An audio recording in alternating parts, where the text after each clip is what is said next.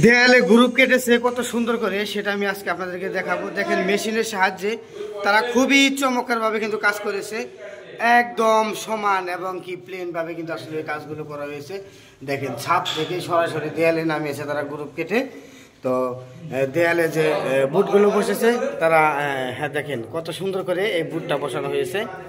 তো এখানে মিস্ত্রি হিসাবে কাজ করতেছে আমিনুর ভাই, এই যে মামু, আর হচ্ছে রঞ্জিত দা কিন্তু এখানে আছে।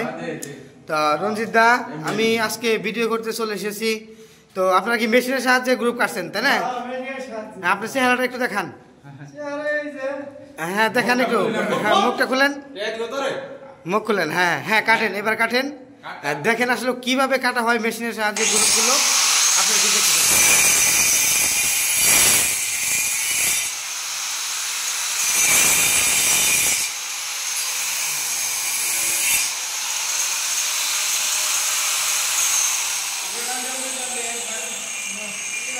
এখানে মেশিন দিয়ে আগে পাট করে নেওয়া হচ্ছে, তারপর এখান থেকে সব কিছু সরিয়ে ফেলা হবে, তারপরে কিন্তু ভুট্টা বসানো হবে।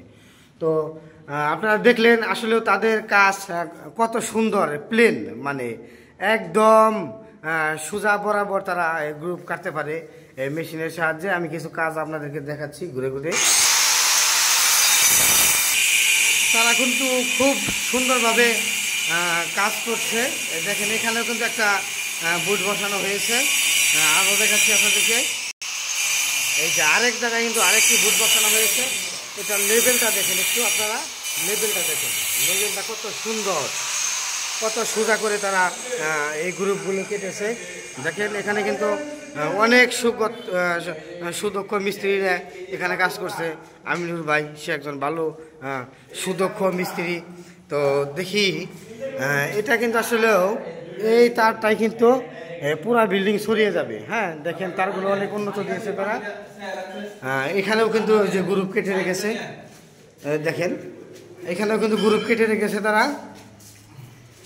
তো খুব সুন্দরভাবে কিন্তু আসলে কাজ চলছে। আমার খুব পছন্দ হয়েছে তাদের কাজ দেখে, এত প্লেন এবং কি সুন্দর সোজা করে তারপর কিন্তু আসলে গ্রুপগুলো কেটেছে। দেখেন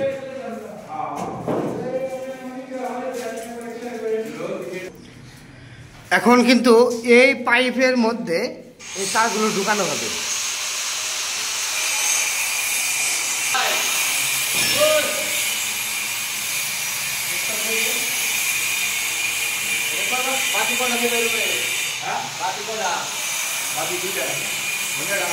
এই রুমটার মধ্যে কিন্তু দুইটা বাতি বসবে, যেমন এখানে একটা লাইন করা আছে, আর হচ্ছে এখানে আরেকটা লাইন করা হবে। আর ভুটটা বসা হবে ঠিক এই জায়গায়, ভুট বসবে এই যে এই জায়গায় কিন্তু ভুট অলরেডি বসানো হয়েছে।